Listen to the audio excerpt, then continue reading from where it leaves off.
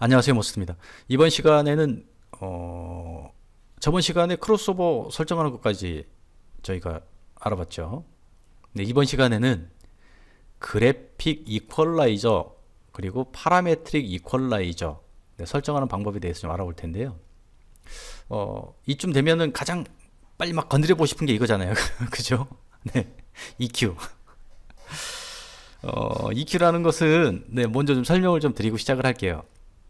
EQ라는 것은 같게 한다라는 그런 의미를 가지고 있는데요. 우리가 수학 시간에 그 이퀄 아니 니꼬르죠. 내 거꾸로 얘기하고 있네. 니꼬르라는 건 같다라는 거잖아요. 그게 니꼬르가 아니고 이퀄이라고 그런다 그러더라고요. 네. 그래서 이퀄이라는 거는 같게 만든다라는 의미는 우리는 이미 완성된 음원을 듣는 환경이죠. 자, 그런데 이 음원은 소리가 굉장히 좋아요. 그런데 이런 기기들을 거쳐서 신호가 가공되고 또 앰프에서 증폭이 되고 또 증폭된 소리가 스피커로 전해지면서 진동을 유발했을 때에 또 환경에 의해 소리가 왜곡되고 전혀 엉뚱한 소리가 나는 경우가 있죠. 자, 그런 경우에 이퀄라이저를 적용을 해서 원래의 음원의 좋은 소리와 같게 만든다라는 그런 기기라고 이해하시면 될 것 같아요. 자, 그러면 적용 방법에 대해서 이제 알아볼 텐데요. 이 EQ에는 두 가지의 타입이 있습니다. 자, 이곳에 보면 자, PQ, GQ라는 이 탭을 누르게 되면 이렇게 변하게 되죠. 두 가지가 있는데 PEQ는 파라메트릭 EQ고요. GEQ는 그래픽 EQ입니다. 네. 그런데 두 개의 차이점이 있어요. 네, 두 개의 차이점. 자, 먼저 이해를 좀 편하게 하기 위해서 채널 하나를 플레인지로 좀 열어 놓겠습니다. 자, 모든 채널의 적용 방법은 동일해요. 그러니 한 채널에서만 설명을 좀 드릴게요. 자, GEQ는 뭐냐? 그래픽 이퀄라이저라고 그랬죠. 그래픽 EQ. 자, PEQ인 경우에는 이곳에 박스들이 활성화되죠. 수정할 수 있게. 그러나 GEQ는 비활성화되죠. 자, GEQ는 뭐냐? 이미 적용되어 있는 주파수 내에서 감쇄와 그리고 증폭을 할 수 있어요. 감쇄와 증폭, 이미 정해진 주파수 그리고 이미 정해진 Q값 내에서 이렇게 적용을 할 수 있습니다. 이렇게. 자, 이렇게 적용을 하고 이제 예를 들어 지금 이렇게 빨갛게 활성화되어 있는 버튼이 있죠. 자, 이렇게 적용을 하게 되면 이 부분이 빨갛게 활성화되죠. 자, 이 탭을 클릭을 해보시면 이 버튼 빨간 걸 클릭을 해보시면 원상태로 돌아갑니다. 자, 이런 경우는 EQ를 적용한 소리와 그리고 적용하지 않은 소리를 바로바로 비교를 해볼 때 굉장히 유용하게 사용할 수 있는 기능이죠. 네. 그리고 이러한 기능이 한 가지 더 있습니다. 자, 예를 들어 이렇게 여러 개의 아까는 하나를 비교할 때는 여기 이 박스 이 빨간 이 버튼을 클릭하면 된다 그랬죠. 자, 그리고 이곳에 보시면 바이패스 EQ라고 있죠. 아까 여기에서는 하나하나지만 이 바이패스를 누르게 되면 전체적으로 적용된 EQ 값들이 기본 값으로 돌아갑니다. 자, 이러한 경우도 적용된 값과 적용되지 않은 값을 비교를 해볼 때에 사용하시면 되겠죠. 그리고 이곳에 보면은 리셋 EQ가 있죠. 요거는 신중하게 누르셔야 돼요. 이 리셋 EQ를 누르시는 순간 yes를 누르게 되면 초기화됩니다. 되돌릴 수 없어요. 네. 자, GEQ는 이렇게 정해진 주파수 내에서 감쇄와 증폭만을 할 수 있고요. 자, 이제 파라메트릭 EQ는 자, 이곳을 클릭하게 되면 PEQ로 바뀌죠. 자, 이 부분이 활성화되죠. 파라메트릭 EQ는 감쇄 증폭은 당연히 되고요.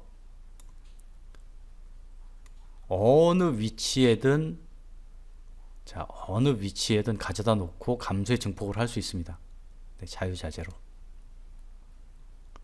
굉장히 정밀한 적용이 가능하겠죠. 네. 그래픽 EQ처럼 정해진 구간에서만 왔다 갔다가 이 감소의 증폭이 아니고 원하는 위치 자유자재로 아무 곳이나 가져다 놓을 수 있죠. 네. 이렇게 위치가 변할 때마다 이곳에서는 값들이 주파수의 값들이 변합니다. 네. 여기에 보시면 이제 프리퀀시는 이 주파수를 뜻하는 거고요. 자, 그리고 Q는 Q 팩터를 뜻하는 겁니다. 자, 파라메트릭 EQ에서는 이것이 굉장히 중요한데요. Q 팩터는 뭐냐? 자, 14번의 주파수가 대략 1kHz예요.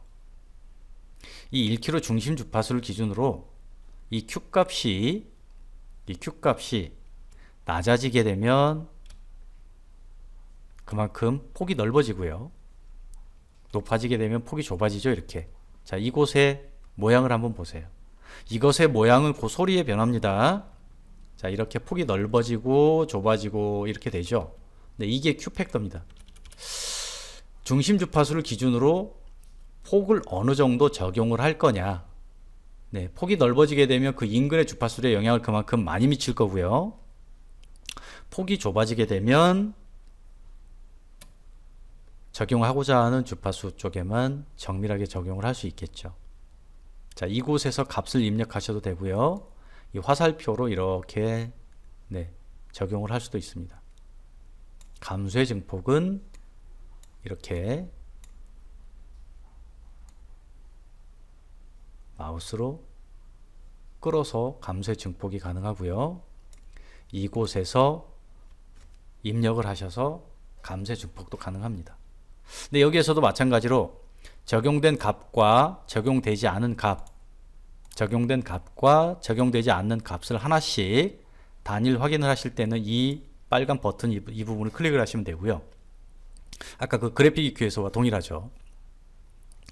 예를 들어 이렇게 여러 가지 이렇게 적용을 해놨어요. 그런 경우에 바이패스를 누르게 되면 전체적으로 적용되지 않은 소리와 적용된 소리를 비교를 해볼 수 있겠죠.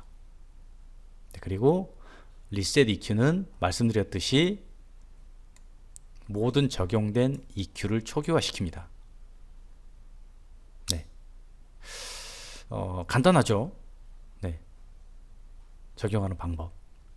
하지만 이것은 굉장히 소리에 많은, 이것 또한 굉장히 소리에 많은 영향을 미치고요. 제가 제 블로그에도 동영상을 작업을 해서 첨부를 해 놓았지만 이 과도한 EQ 적용은 위상의 변화가 반드시 옵니다. 위상의 변화가 온다라는 것은 소리의 변화고요. 또 시간의 지연의 변화고요.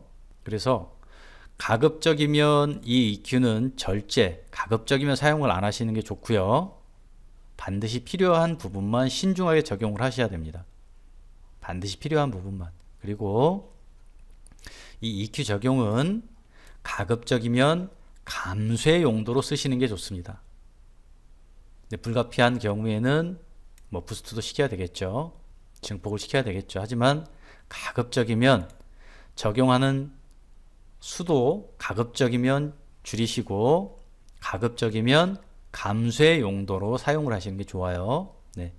이번 시간에는 이렇게 무스웨이 제품의 그래픽 EQ와 파라메트릭 EQ 적용 방법에 대해서 알아봤습니다. 감사합니다.